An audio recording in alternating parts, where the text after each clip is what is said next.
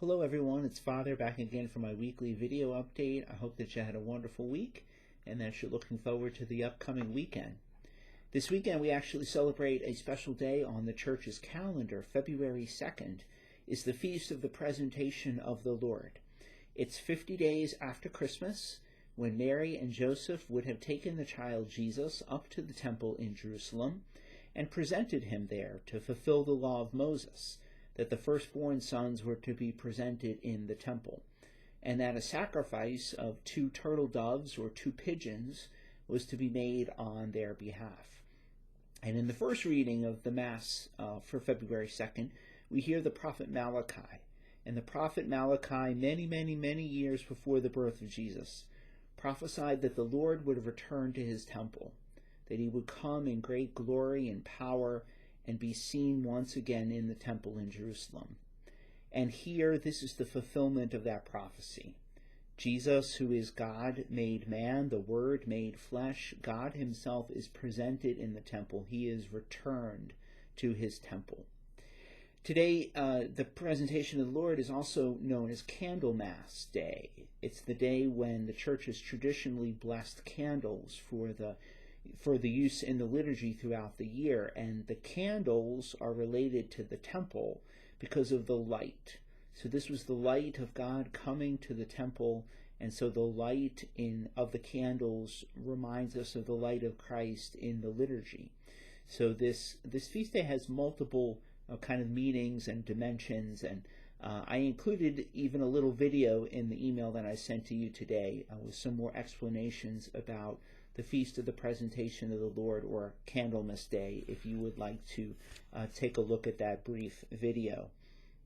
Just a reminder that the Super Bowl fundraiser for the pit beef and pit turkey sandwiches closes on Monday. So if you haven't placed your order and you've intended to do so, please do so very soon, because as I said, the orders close on Monday. And then this is our announcement weekend for the Annual Appeal for Catholic Ministries. This is our chance every year to support the wider ministries of our larger Catholic family. As Catholics, we know we belong to our parish, of course. We also belong to a local church, which is our archdiocese, which is then part of the larger church, which is the Catholic Church. So we are all united together in this larger organism, which is the body of Christ. And so we have some responsibility to support the larger ministries that go across our parish boundaries. So these are ministries that have no dedicated source of funding, like our offertory collection, for example. So these are ministries like Catholic Charities that depends on people's generosity. The pro-life ministries of the Archdiocese, which go across many different parishes and are so important these days. And also things like campus ministry at our local universities, our public universities, where we're really seeking to meet our young people, our young adults, and help them to grow in the faith and in their relationship with Jesus Christ. So those are just a few examples of the ministries that are supported by the Annual Appeal for Catholic Ministries. There's vocations also. We are blessed in this diocese with almost 60 seminarians, and when you multiply the cost of those 60 seminarians, it can get quite expensive. So the Annual Appeal for Catholic Ministries helps with those expenses, and our retired priests also, to keep up with the expenses about having to do with our retired priests. So the Annual Appeal for Catholic Ministries really encompasses many different outreaches of the Archdiocesan family.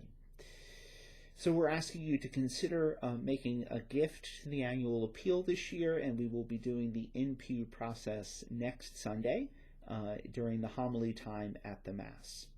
And next Sunday, and I'm also going to be talking about the first stage of the capital campaign that will soon be kicking off here at St. Mark. And that first stage is a feasibility study.